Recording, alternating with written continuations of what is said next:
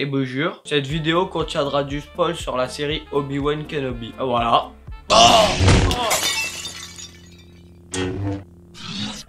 On va parler d'Obi-Wan Kenobi.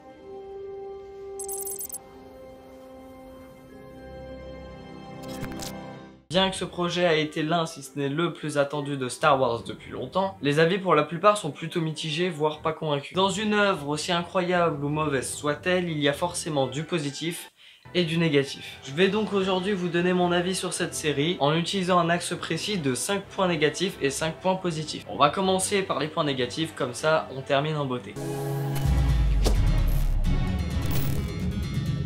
La quasi-totalité des décors sont juste plats et sans intérêt. Pour Tatooine, c'est compréhensible parce que ça reste la planète de l'exil d'Obi-Wan, donc oui, ça c'est normal. Et quand même, je tiens à dire que la base sous-marine est plutôt sympa et la ville en cyberpunk est vraiment très cool. Je pense que c'est le meilleur décor de toute la série. Quand un truc reste positif, même dans du négatif, je tiens quand même à le dire. Mais le reste des décors sont très plats et inintéressants. Par exemple, avec le lieu de la première confrontation entre Obi-Wan et Dark Vador, c'est un putain de chantier, avec des tas de gravats partout. Mais c'est la première confrontation depuis la revanche des Sith. Ils auraient pu faire un effort sur les décors quand même. La base rebelle est très anecdotique sans réel intérêt. La confrontation finale sur la planète des cailloux n'est vraiment pas aussi grandiose que ce qu'on aurait dû avoir, justement à cause de ce décor. Le reste du combat, il n'y a absolument rien à redire, on en reparlera plus tard, mais le décor est vide, plat et moche. Par contre, là où c'est intéressant, c'est que le décor a beau être moche, ils arrivent quand même à s'amuser avec et à l'utiliser. C'est pas juste un décor pour être un décor. Le retour de Coruscant dans les flashbacks fait très tâche, c'est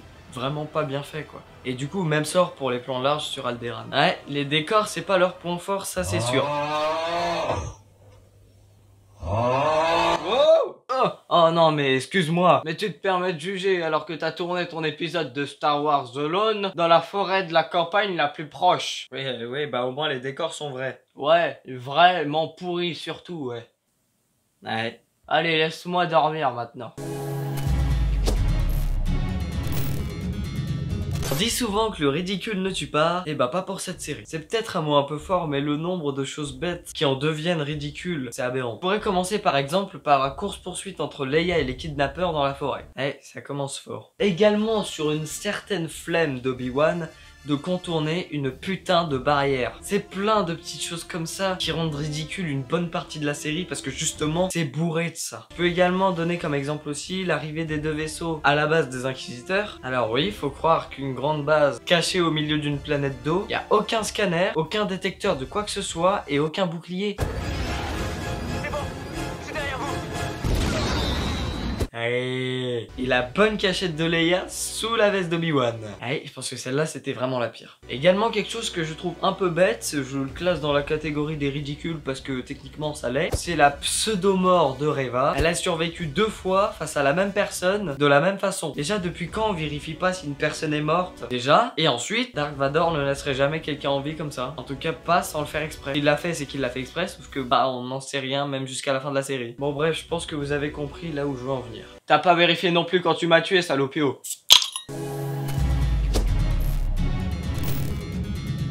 Les sabres laser ne coupent plus. Non, vous allez dire que j'abuse, mais c'est le cas. Les sabres laser existent pour trancher tout et n'importe quoi. Bon, sauf le Beskar, mais ça c'est quelque chose de particulier, on s'en fout. Un Stormtrooper tout nul. Il lui faut 4 coups de sabre laser pour crever.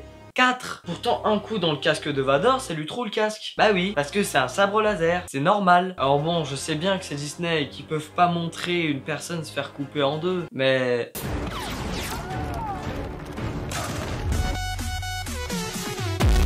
Ah ouais, non mais là t'as raison, c'est du foutage de gueule. Le sabre ne tranche qu'occasionnellement, mais en tout cas, problème résolu, un coup de sabre laser dans le ventre, ça ne tue plus. Ouais. Depuis quand? Ouais, faudrait en parler avec Qui-Gon, hein.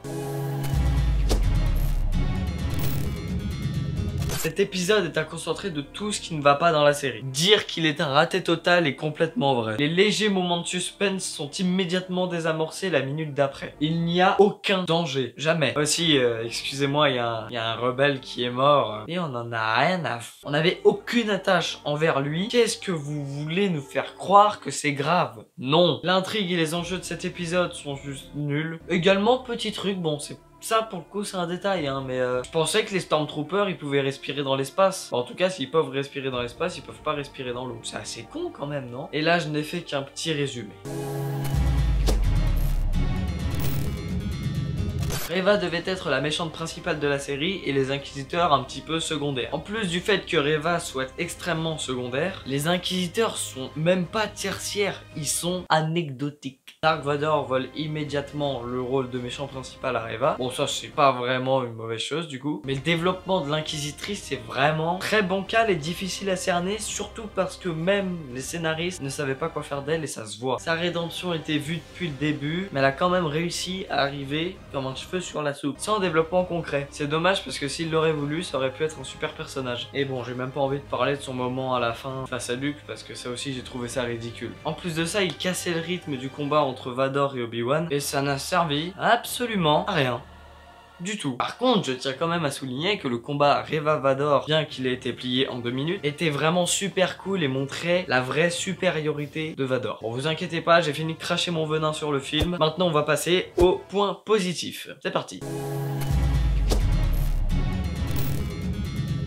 Oui, c'est vrai, c'est sa série, donc ça reste normal, mais c'est quand même un point à souligner. Le développement d'Obi-Wan au fur et à mesure des épisodes est très bon. Il passe d'un froussard voulant fuir ses responsabilités à un big retour du combattant Jedi qu'il était. Son développement est également bien marqué par les affrontements contre Dark Vador et de la lente reprise de ses pouvoirs. Son interprétation par Ewan McGregor est toujours aussi excellente et arrive sans problème à nous faire parvenir des émotions fortes. La nostalgie est présente, bon, c'est quand même la base de la série, mais elle est bien gérée. Sa relation conflictuelle avec Owen est intéressante et cohérente par rapport à l'épisode 4. Obi-Wan essaie de fuir ses démons pendant tout le début de la série, en évitant de se mêler des affaires des autres, jusqu'à un moment où il décide de se confronter à son échec afin d'aider les autres. Ouais, ça c'est plutôt cool ça.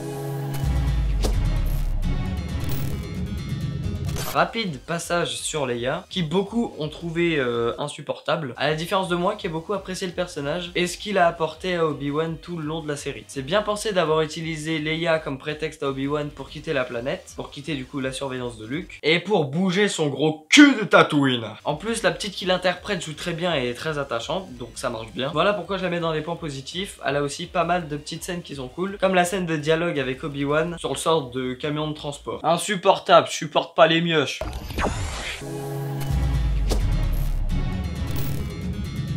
Comme dit pas longtemps avant, le principe de base de la série est d'utiliser un personnage qui nous rend nostalgique. Mais si on regarde la nostalgie détaillée au sein de la série, c'est plutôt bien fait. Le retour d'Hayden Christensen dans le rôle d'Anakin Skywalker dans les quelques scènes qu'il a, c'est vraiment très plaisant et utile pour comprendre l'histoire. La scène de l'Ordre 66 est également super cool et utile pour comprendre partiellement du coup le personnage de Reva. Il y a aussi des clins d'œil sympas, n'ayant pas un impact réel sur la série, mais qui sont quand même cool. Comme par exemple le vaisseau jouet de Luke, non ça on s'en fout. Le retour de Liam Neeson dans le rôle de Qui-Gon Jinn et le magnifique Hello There que vous avez déjà entendu au début de cette vidéo. La nostalgie est présente et utile, voilà pourquoi je l'ai mis dans la catégorie positive. Ouais, bah on n'a pas vu Dark Maul, je suis déçu.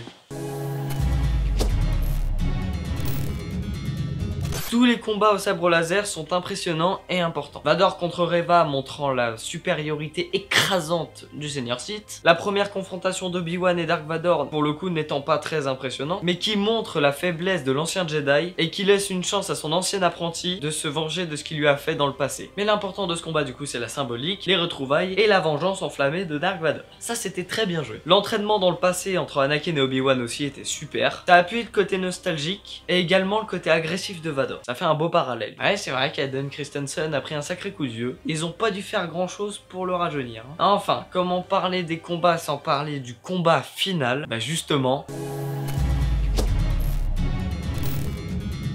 Il n'y a pas tout qui est forcément intéressant dans le dernier épisode, j'en ai déjà parlé juste avant. Mais pour le coup, le combat à lui seul aide pas mal à rattraper toute la série. L'action est bien lisible, le combat est intense et ça fait du bien. Il y a des points, du contact, du physique et enfin et surtout de l'émotion. Il y a tout dans ce combat pour être incroyable. Le léger sourire de Vador derrière son masque, très mesquin et maléfique, mêlé au mot d'Obi-Wan, du coup à l'émotion plus à la musique, en fait l'une des meilleures scènes de Star Wars, pour moi, attention, et l'un des meilleurs combats. Je reparlerai pas forcément de l'apparition de Qui-Gon parce que j'en ai déjà parlé dans la section nostalgie, mais ça aussi c'était très cool. Bon, je crois que j'ai terminé. Si je peux dire un petit point bonus pour la fin, un petit point positif, je parlerai de Je vais pas être très lent parce que c'est la fin, mais bordel que c'est bon de le voir. Il vole clairement la vedette à Reva. Certains trouvent que moins on le voit, plus il est mythique et effrayant. Mais non, sérieusement, ils peuvent l'utiliser autant de fois qu'ils le veulent. Dark Vador restera toujours un méchant emblématique et ça ne changera jamais. Toujours sans pitié et effrayant. Pour le coup, des scènes dans l'épisode 3 le montrent clairement, hein, comme quand il a tué un gosse. De sang-froid, oui normal. Peu importe le nombre de fois où on le voit, il sera toujours aussi emblématique, charismatique et incroyable. J'ai pas parlé du scénario parce qu'il est ni positif ni négatif. Il est pas incroyable, il est pas nul, bon voilà. En tout cas maintenant vous avez mon avis. J'espère que la vidéo vous aura plu. N'hésitez pas à lâcher un pouce si c'est le cas. À venir sur mon Discord si vous voulez être tenu informé des news de la chaîne ou même pour venir papoter. Et également regardez mes réseaux sociaux dans la description. Abonnez-vous pour ne pas louper les prochaines vidéos. Salut à tous.